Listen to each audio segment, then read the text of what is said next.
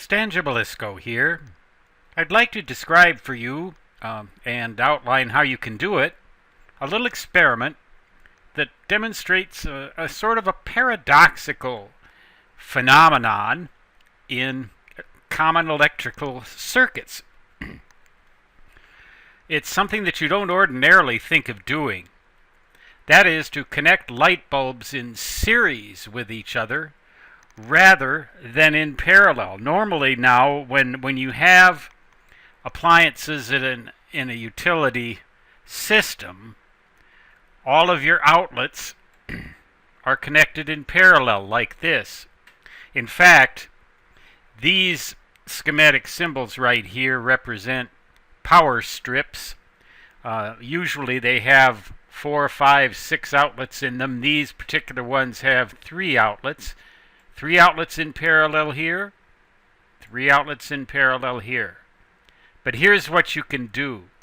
You can take the cord of one of these outlets and slice the hot wire, that is to say, take a diagonal cutter, very carefully break the hot wire, and then strip the ends off, splice them around to the input wires of another outlet, so you get what in effect will cause a series connection between any appliance connected to one of these upper outlets and any appliance connected to one of the lower outlets. So for example, if you connect a bulb to these 2 outlets right here, you're going to end up having these 2 bulbs in series with each other rather than in parallel with each other.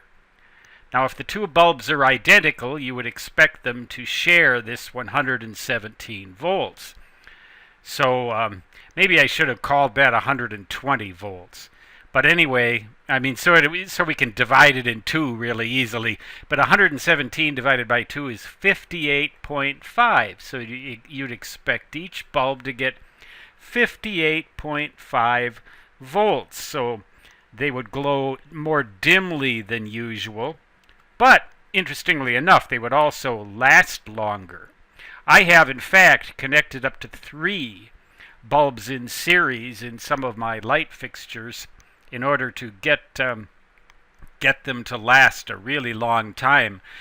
I put halogen spotlights in one of the ceiling fixtures of my upstairs office, and I have these halogen spotlights shining very nice dim orange glow on some paintings that I have on the walls. And these halogen lamps last a long time anyway, but in series like that, dividing this voltage by 3, they're each getting only about 39 and a fraction volts, and so they will last essentially forever. It's like a dimmer with a halogen lamp. Those things last for years. So anyway, but that's just a little aside. The idea is, suppose that instead of identical bulbs in series, you were to connect dissimilar light bulbs in series. Like, say, for example, instead of connecting 2 75-watt halogen lamps in series like this, you might connect a 25-watt lamp up here. Let's just call it 25 watts. Now that's the rating of the lamp if it gets 117 volts. But of course, if it only gets a fraction of that, it's not going to consume 25 watts. And let's say that down here you put a 15-watt bulb. Now these are dissimilar lamps. The 25-watt lamp has a lower filament resistance, so it draws more current when it's subjected to the full 117 volts. 15-watt lamp has a higher filament resistance than the 25-watt lamp does, so we would expect that it would have a lower current, and therefore that's why it consumes less power. A higher filament resistance in a lower wattage bulb. So, now let's just suppose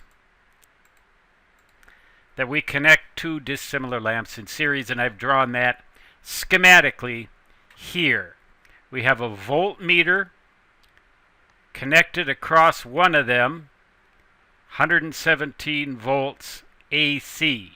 Now, if this lamp on the left here is, say, a 15 watt lamp, and this is a 25 watt lamp, this 15 watt lamp right here, whoops, let's put that back. What I wanted to do here for you is take this label off of here, take this label off of here. We know that's a voltmeter, so we don't need to label that either. Let's say we have a 15 watt lamp here, a 25 watt lamp here. Now remember, the 15 and 25 watt ratings are the ratings that you get if you connect 117 volts across the whole lamp, but they're not going to be getting that voltage. They're going to be getting something different. The 15 watt lamp has a higher filament resistance than the 25 watt lamp does. So the 15 watt bulb right here is going to get more than half of the voltage. And that's where the paradox comes in. The question is, which one of these lamps will glow more brightly when you connect a 15 watt and a 25 watt bulb? Now, if you connect them in parallel, the 25 watt bulb naturally will glow more brightly. It has a lower filament resistance, it draws more current, so it consumes more power. Well, of course, it still has a lower filament resistance here, but now it gets a lower voltage. And in fact, that voltage is so much lower than the 15 watt lamp gets that the 15 watt lamp will actually end up hogging most of the power and will glow more brightly than the 25 watt lamp will. Now, you can't very conveniently measure filament resistance in a light bulb because the filament resistance varies with the temperature. The only real way you can do that is to subject lamps to a direct current and then measure the current through them and the voltage across them. With alternating current, you can measure AC voltage easily enough, but AC current is a much more difficult, tricky beast. So, the 15 watt lamp, if we have a voltmeter here, we're going to get a higher, much higher voltage reading than we will get if we move that meter over there. So much higher that if you use the formulas, well, the formulas, again, they won't work. E squared over R or I squared times R, current squared times resistance, voltage squared divided by resistance. The resistance of the 25 watt and 15 watt bulbs is going to be different in this situation than the resistance would be if they were connected in parallel and plugged into 117 volts AC and both got that full voltage. Moreover, if you measure these resistances with an ohm meter when the lamps are cold, you're going to get a very, very much lower resistance than you would have when they're glowing. So that the more brightly they glow, the more the resistance of the filament increases. So it's a moving target. Makes the problem rather difficult, but it's easy enough to do this experiment. Like I showed you with those power strips. Connect them up. Be very careful. Don't let yourself start a fire or get a shock. Take precautions. Don't work with those things when they're plugged in, and make sure you've got your connections well insulated and well made. But you ought to be able to do that. You're an electrical experimenter, aren't you? So anyway, just take the proper precautions. Don't set your house on fire. It's easy to do, by the way. I mean, I made the mistake once. I was going to install an appliance and a cord, and And I took my old diagonal cutters and I snipped that cord, right? Forgot to forgot to unplug the thing from the wall outlet or shut the breaker off, and pow! So it really is, absent-minded professors are everywhere. Absent-minded students, too. Absent-minded everybody.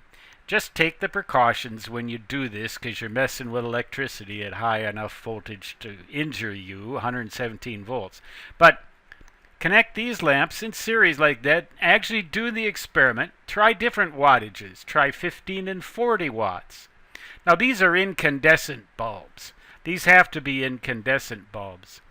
Compact fluorescent lamps, also known as CFLs. Those things, you can't do that with those types of lamps because they're not designed to operate at a lower voltage like that. However, I believe the experiment will work to some extent with LED, light-emitting diode bulbs, although I haven't tried it. Those are different. They operate on a different principle. I've found that LED light bulbs do not seem to dim as much when you reduce the voltage as incandescent bulbs do. So if you can still find these low wattage incandescent bulbs, get a hold of some of them before they're illegal. Everything's going to be illegal. Everything that's any fun is going to be illegal someday, so you better hurry up. In the administrations to come in this wonderful United States, everything's either going to be mandatory or forbidden. But that's just, that's the old fuddy-duddy ranting away again. Try it. Try this experiment and see for yourself. The 15-watt bulb is going to blow more brightly. Stan Gibilisco signing off from the Black Hills of Dakota Territory, United States of America. Until next time, so long.